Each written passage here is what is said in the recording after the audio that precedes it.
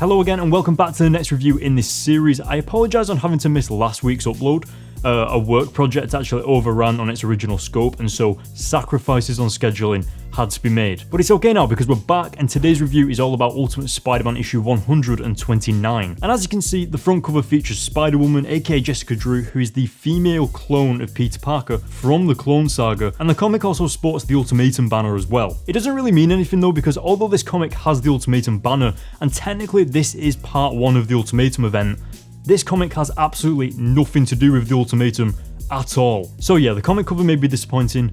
It's still pretty cool though. Now, as always, before getting into the review, we need to recap on the previous issue. So previously in issue 128, Peter Parker was reacquainted with Gwen Stacy and her now being a part of Carnage. During that moment, for some reason which I still can't understand, Eddie thought that it was a good idea to turn up at Peter's house before being threatened with a gun by Aunt May. Obviously, Eddie being there is a big no-no, and in turn we got to see one of the most satisfying punches I think we've seen from Ultimate Spider-Man. Later, completely out of nowhere, Gwen Stacy mutates into the full form of the Carnage symbiote, and it was terrifying. This led to Eddie Brock discovering he had the Venom symbiote within his DNA the entire time, and it never truly left him, and what followed was a crazy battle between the two symbiotes, with Spider-Man caught right in the middle. Then out of nowhere, Venom absorbed the Carnage symbiote, ending its existence but leaving Gwen Stacy behind, and leaving us obviously with so many questions. The issue closed off with it being revealed the Carnage side of Gwen Stacy has completely gone, so the Gwen we are left with is quite literally a full molecular copy of the original Gwen. And I need to reiterate, she's not a clone of the original. She's being brought back to life. Like, I know it's confusing, but she's not a clone. Now, the final pages also took us back to the park bench we are all familiar with by now from the beginning of the War of the Symbiote saga, and showed us Eddie Brock being kidnapped by the Beetle in civilian disguise. And unfortunately, that is the last time we ever saw Venom of the Ultimate Universe in this series. That is, of course, until he returns for a face-off with Miles Morales, but we'll get to that eventually. So there's a lot packed into that issue, and as I said, it felt like a real ending to the saga, which I obviously appreciate. Now remember, if you're loving these videos, make sure to hit the subscribe button and the notification bell so you can stay updated on when these videos are uploaded every Monday. And now, without any further ado guys, it's time to get into the review for Ultimate Spider-Man issue 129. The comic opens up on Johnny Storm, aka the Human Torch of the Fantastic Four, having an absolute nightmare of a date with supposedly a famous pop star. I do love how you can immediately see Johnny isn't having a great time and isn't really too interested in what his date has to say, especially she seems more concerned with the publicity than being on the date itself with Johnny Storm. Obviously, they are two attractive individuals who have absolutely nothing in common. The panels also maintain a claustrophobic close-up on Johnny, but not on the panels of his pop star date, which again implies Johnny isn't really comfortable, especially when he's the Human Torch on a date in a public space. You've got to remember, he's famous now.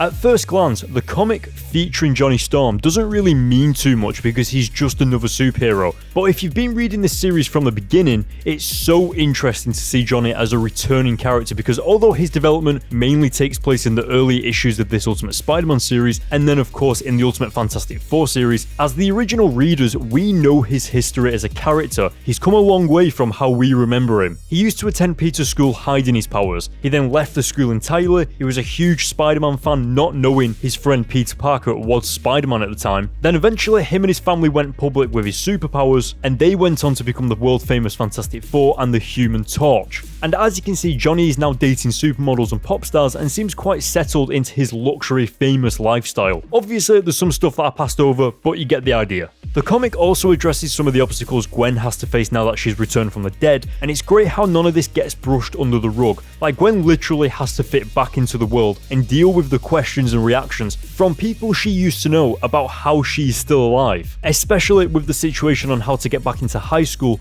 now the principal of the school reacts in a way I believe most would, which is in complete disbelief. The last few issues I've been pushing you guys to pay attention to how the panels are actually set out with the artwork and compositions. Now with Aunt May's encounter here, it definitely suggests the principal not only doesn't trust what Aunt May is saying, but he may have suspicions and take this suspicion further. Going back to Johnny, I do love the friendship Johnny and Peter seem to have.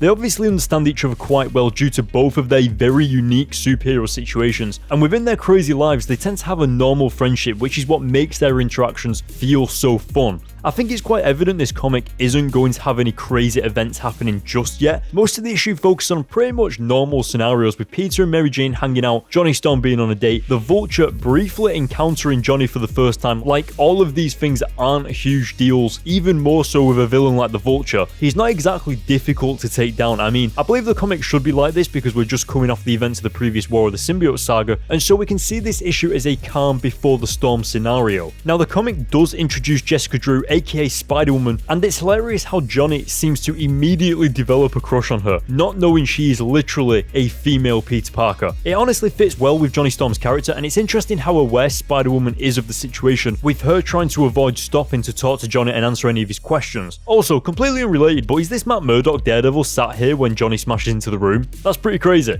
Now, it's important to point out, within these issues, she's quite literally just a female clone of Peter Parker, but now in the present day comics in 2020, she's her own character, she's developed her own personality, and has found her place in the world and everything like that. But right now, here in these issues, she's still a recent female clone of Peter. She's not developed her own thoughts properly or anything like that just yet. Again, reiterating the normalness of the issue, the final pages of the comic with Peter and his group of friends finally all having a catch up to go out for the evening, like normal living, breathing teenagers. It's something the Ultimate Universe always does really well in allowing the character to have downtime after going through intense sagas previously, and it allows us as the reader to take a mental breather and enjoy a not so intense issue as well. Also, pay attention to how Kong is still within the friend group. I've spoken about his character development in the previous reviews, and again, it's refreshing to see he's still there dating Kitty Pryde, and even more interesting to see Gwen interacting with him, as the last time Gwen saw Kong, she threatened him with a knife in high school for bullying Peter.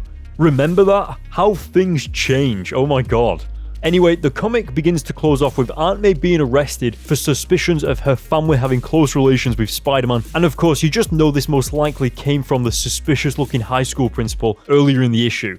Looking at the panels, I love how the weather subtly changes as Aunt May is escorted away throughout the panels. The rain is also indicating a potential slow impending doom, not only emotionally as Aunt May suddenly feels the dark cloud of having to deal with whatever is happening to her right now, but potential hints to a greater threat looming over with the Ultimatum event. You can see how the whole issue goes from a highly coloured, relaxed and not very intense story to ending with a much darker tone. The fun is over and now the serious stuff is starting to come back. I just leaned on my hand whilst I was on my phone and I just put a mark on my face.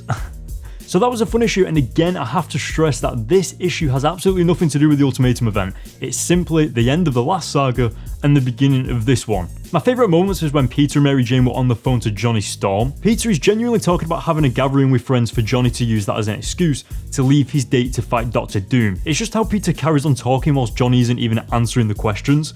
It's great. I also don't know if this was intentional, but I like how Johnny Storm used Dr. Doom as like the name to shout out to escape the day. It sounds really sinister. I'm pretty sure if you said any other villain, it might not have sounded as badass as that, so I really liked that. Anyway, as for the rating of this issue, it was really enjoyable, and I can't really fault it too much for what it was evidently aiming to achieve, which is a feeling of a fresh start after the hectic War of the Symbiote saga. Mainly as an overall Ultimate Spider-Man comic, it was actually pretty boring as not too much happened, but as a standalone issue. But obviously, having read the issue in sequence with the rest of the series, it was really satisfying. I'm going to be giving this one an 8 out of 10. It was fun, entertaining, but nothing happened, and that's okay. Okay, so that's pretty much it for the end of this video, but if you want to stay updated, make sure to hit the subscribe button and the notification bell below to stay updated on when these videos are uploaded every Monday. And guys, thank you so much for watching as always. I hope you guys enjoyed this issue. Let me know in the comments below, and I will see you next Monday for Ultimate Spider-Man issue 130. I nearly forgot the name. See you later. Click here in the middle to subscribe, click over here to watch my reviews for the Spider Island event that happened a few years ago, and if you click over here you see the most recent video on the channel, and obviously that only comes in handy if you're watching like after this video has been uploaded, but it's good, I promise. Just the most recent video, come on, I'll wait.